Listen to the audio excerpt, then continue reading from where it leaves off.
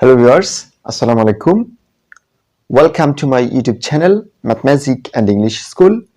আজকে আমরা আপনাদের সামনে আলোচনা করব সাবজেক্ট, অবজেক্ট এবং কমপ্লিমেন্ট নিয়ে।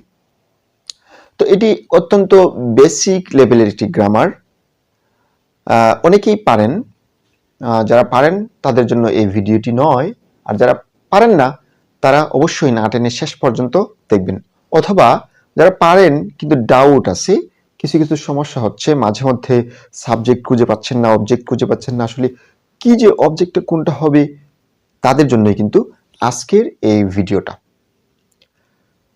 তো প্রথমেই আমরা জানি এই সাবজেক্ট, অবজেক্ট এবং কমপ্লিমেন্ট কোথায় থাকে। আমাদের মধ্যে একটা প্রশ্ন আসতেই পারে। হ্যাঁ, এই প্রশ্নের উত্তর হচ্ছে সাবজেক্ট, অবজেক্ট এবং কমপ্লিমেন্ট ইংরেজি সেন্টেন্সের মধ্যে থাকে। তাহলে অবশ্যই সেন্টেন্স সম্পর্কে আপনার আগে ধারণা থাকতে হবে। না, সেন্টেন্সের প্রকারভেদ বা সেন্টেন্স কত প্রকার, কি কি, এসব বিষয়ে জানতে হবে না। আপনাকে বুঝতে হবে একটি সেন্টেন্স গঠিত হতে হলে কি কি বিষয়ের উপর নির্ভর করে একটি সেন্টেন্স গঠিত হয়।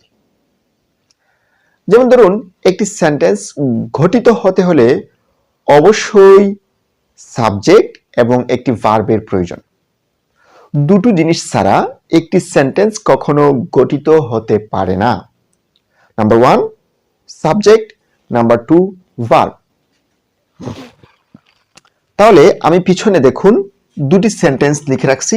একটা হচ্ছে হি ইজ এ বয়। এটি একটি সেন্টেন্স, স্পষ্ট আমরা বুঝতে পারি, অর্থাৎ এটি একটি অর্থ প্রদান করেছে। হি ওয়ার্কস ইন এ কোম্পানি। এটি একটি ভাব প্রকাশ করেছে, অর্থ প্রকাশ করেছে। যদি ভাব প্রকাশ না করত, অর্থ প্রকাশ না করত, পরিপূর্ণ একটি ভাব প্রকাশ না করত, তাহলে কিন্তু এটি একটি সেন্টেন্স হতো না। এটিও একটি সেন্টেন্স, আবার এটিও একটি সেন্টেন্স। যেহেতু দুটোই সেন্টেন্স, তার মানে আমাদের যে শর্ত ছিল একটি সেন্টেন্স তৈরি হতে, যে দুটি শর্ত, সেই দুটি শর্ত অবশ্যই তারা পূরণ করেছে। এখানে একটি সাবজেক্টও আছে, ভার্বও আছে, সাবজেক্টও আছে, ভার্বও আছে। এবার আসুন মজার যে বিষয়টা আজকে আমরা আলোচনা করব সাবজেক্ট নিয়ে। সেটা আসলে হয়তো আপনারা অনেকেই জানেন, কিন্তু মজার বিষয়টা হচ্ছে আমরা যখন বিভিন্ন গাইডে সাবজেক্টের সংজ্ঞা খোঁজাখুঁজি করি, যে সাবজেক্ট কাকে বলে, সারা জীবন তো পড়লাম, তো দেখি আবার গাইডগুলো খুলে আপনি খুলে দেখতে পারেন, লেখা আছে বাক্যে যে কাজ করে তাকে সাবজেক্ট বলে। কোনো কোনো গাইডে লেখা আছে বাক্যের কর্তাকে সাবজেক্ট বলে। তাহলে আমি তাদের কাছে একটি প্রশ্ন রাখলাম যে সাবজেক্ট শব্দটি ইংলিশ, এর বাংলা অর্থ কি? এর বাংলার অর্থই হচ্ছে কর্তা। যদি সাবজেক্টের বাংলা অর্থ কর্তা হয়, তাহলে আপনারা বইতে এইটা লেখেন কেন, যে বাক্যের কর্তাকেই সাবজেক্ট বলে? এটা কেন লেখা হয়? হাস্যকর না? সত্যিকার অর্থে এটি হাস্যকর। আপনাকে বুঝতে হবে কর্তা কাকে বলে, তারপরে আবার বুঝতে হবে কর্তা কাকে বলে।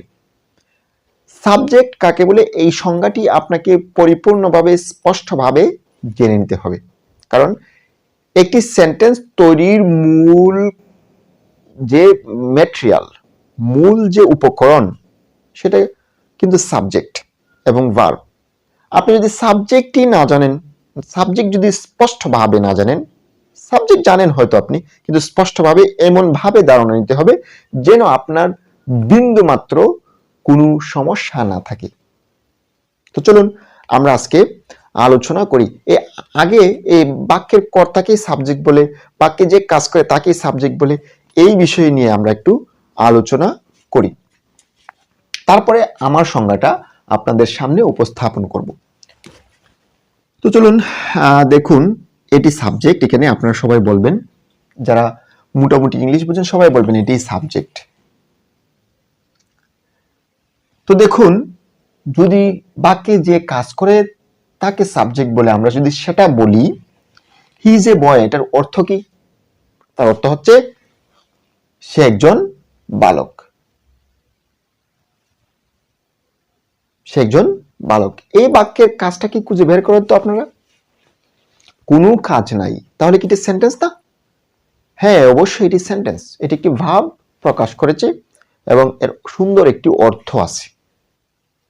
যেহেতু এটি একটি ভাব প্রকাশ করেছে, সেহেতু এটি একটি সেন্টেন্স এবং এতে সাবজেক্ট অবশ্যই আছে। আবার দেখুন, he works in a company. সে একটি কোম্পানিতে চাকরি করে। সে যদি একটি কোম্পানিতে চাকরি করে, যার অর্থ আমরা বুঝতে পারলাম ভাব আছে, তাহলে সেখানে অবশ্যই একটি সাবজেক্ট এবং একটি ভার্ব আছে। দেখুন, এই হি প্রনাউনটি ওয়ার্কস, কাজ করে, কাজ করা বোঝাচ্ছে এই ওয়ার্ড দ্বারা। তাহলে সে কাজ করে এটাই বোঝাচ্ছে, এখানে সাবজেক্ট কিন্তু হি। ওই গাইডের কথা অনুযায়ী কিন্তু এই কথাটা আমরা প্রচলিত যে সংজ্ঞাটা শিখি সেই সংজ্ঞা অনুসারে কিন্তু মিলছে না। এই জন্য আমাদেরকে সুন্দরভাবে একটি সাবজেক্টের সংজ্ঞা তৈরি করতে হবে। তো চলুন আমরা সাবজেক্টের সংজ্ঞাটা সুন্দরভাবে শিখে ফেলি।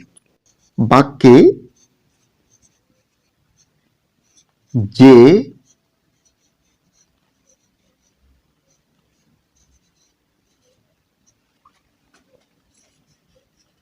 কাজ করে এবং যার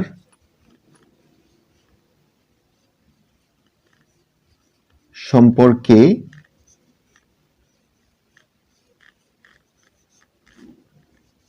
বলা হয় তাকে সাবজেক্ট বলে। আবার আমরা দেখছি, বাক্যে যে কাজ করে এবং যার সম্পর্কে বলা হয় তাকে সাবজেক্ট বলে। বাক্যে যে কাজ করে এবং যার সম্পর্কে বলা হয় তাকে সাবজেক্ট বলে। দেখুন, এখানে দুটি সেন্টেন্সের সাবজেক্টকেই কিন্তু আমরা এই সংজ্ঞার মধ্যে নিয়েছি। এই জন্যই আমি বলছিলাম যে দেখুন, অবশ্যই ভালো লাগবে। দেখুন, দ্বিতীয় সেন্টেন্সের সাবজেক্টটা কাজ করছে, বাক্যে যে কাজ করে, এবং সংযোজক অব্যয়ের পরবর্তী অংশ যার সম্পর্কে বলা হয়। দেখুন, হি সম্পর্কে বলা হয়েছে ওই সেন্টেন্সে। যেহেতু হি সম্পর্কে এই সেন্টেন্সে বলা হয়েছে, সেহেতু হি একটি সাবজেক্ট। হি এখানে কোনো কাজ করেনি, তাই আপনি এভাবে বলতেই পারেন না যে বাক্যের কর্তাকেই সাবজেক্ট বলে বা বাক্যে যে কাজ করে তাকে সাবজেক্ট বলে। হয়তো বলতে পারেন 50% হয়ে যায়, বাকি 50%-এর সংজ্ঞা খেয়ে দিবে। তো আমরা আজকে এটা আপনাদেরকে দেখিয়ে দিলাম। ভার্বকে যদি হু দ্বারা আপনি প্রশ্ন করেন, ভার্বকে যদি আপনি কে দ্বারা প্রশ্ন করেন, যদি উত্তর পান, যে উত্তর পাওয়া যাবে সে উত্তরটাই হবে সাবজেক্ট। এটা হচ্ছে একটা সহজ টেকনিক। তো আপনি কে দ্বারা প্রশ্ন করতে পারেন। তারপরে আমরা চলে যাচ্ছি অবজেক্ট। অবজেক্ট কাকে বলে? দেখুন, সাবজেক্ট, অবজেক্ট এবং কমপ্লিমেন্টের স্থানে নাউন এবং নাউন সমজাতীয় ওয়ার্ডগুলো বসে। কি বলছি? সাবজেক্ট, অবজেক্ট এবং কমপ্লিমেন্টের স্থানে নাউন এবং নাউন সমজাতীয় শব্দগুলো বসে। তো নাউন সমজাতীয় শব্দগুলো কি কি?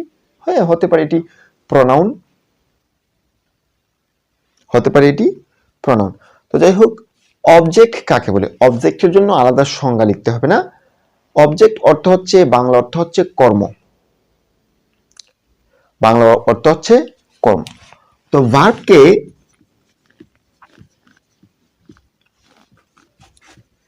কি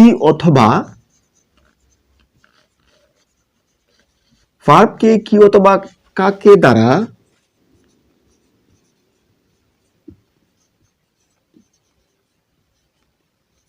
প্রশ্ন করে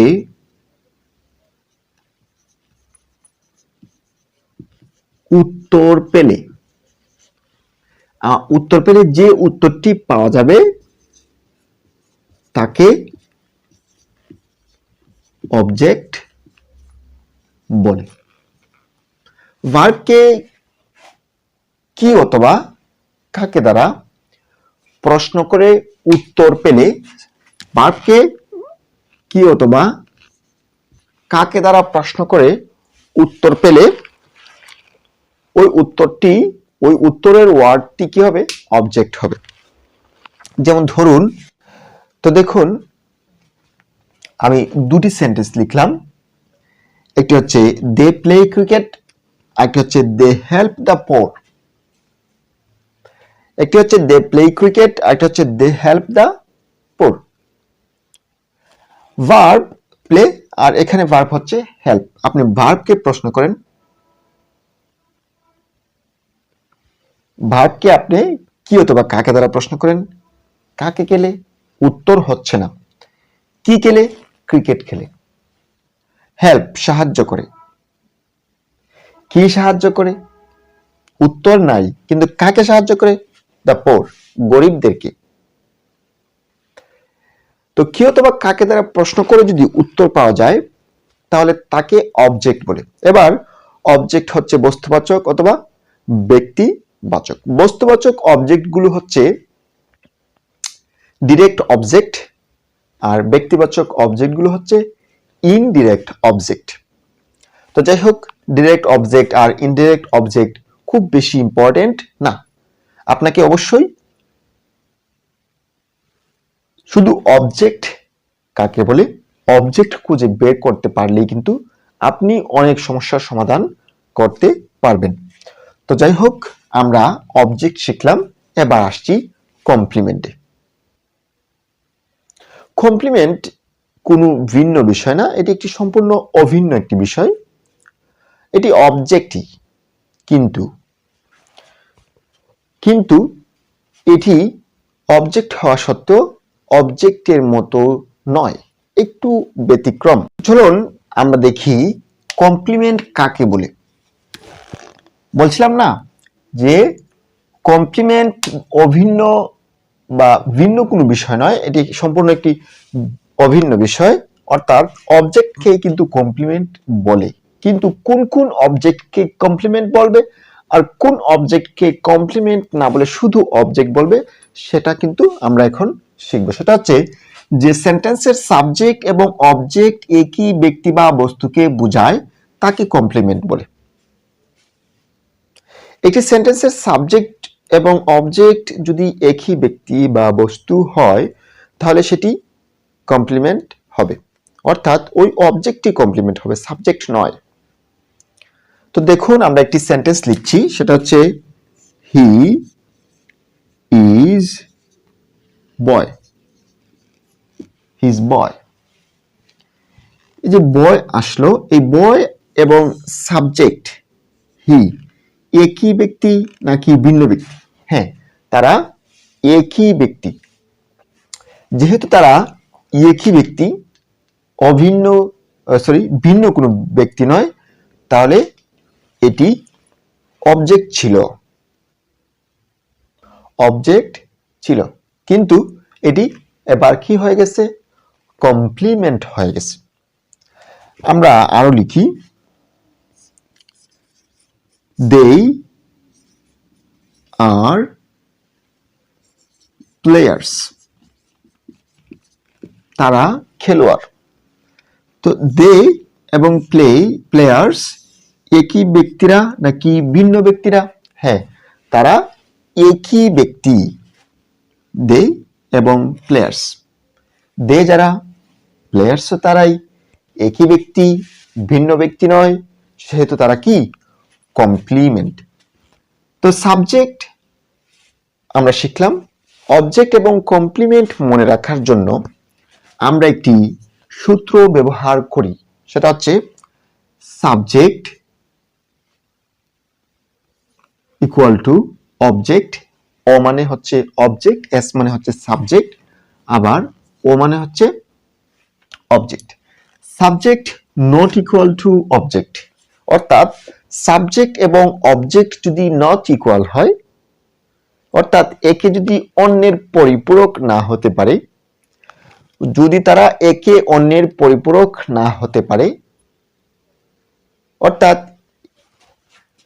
এই এই শব্দটা আমরা কিন্তু এখানে বসাতে পারি সাবজেক্ট হিসেবে। ব্যক্তির পরিবর্তন হচ্ছে না, এই শব্দটা আমরা এই দে শব্দটাকে উঠিয়ে বসাতে পারি পরিবর্তন হচ্ছে না, পরিবর্তন হচ্ছে না, অর্থাৎ অর্থ বা ব্যক্তির পরিবর্তন হচ্ছে না। যেহেতু ব্যক্তির পরিবর্তন হচ্ছে না, সেহেতু এটির কমপ্লিমেন্ট। যদি পরিপূরক না হয়, অর্থাৎ নট ইকুয়াল, পরিপূরক হলে ইকুয়াল, পরিপূরক না হলে not equal. Subject not equal object হলে অবজেক্টই থাকবে, কিন্তু সাবজেক্ট ইকুয়াল টু অবজেক্ট হলে এটি হয়ে যাবে complement. Subject equal to object থাকলে সেটি হয়ে যাবে কমপ্লিমেন্ট। তো যাই হোক, আপনাদের যদি ক্লাসটি ভালো লাগে তাহলে অবশ্যই সাবস্ক্রাইব করতে ভুলবেন না, কারণ আস্তে আস্তে আমাদের ক্লাসের কোয়ালিটি, ভিডিও কোয়ালিটি এবং সাউন্ড কোয়ালিটি ভালো হবে, আরো প্রফেশনালি আমরা আরো সামনের দিকে এগিয়ে যাব আপনাদের সাবস্ক্রাইবের উপর ভিত্তি করেই। আশা করি আপনারা অবশ্যই সাবস্ক্রাইব করে পাশে থাকবেন। আসসালামু আলাইকুম।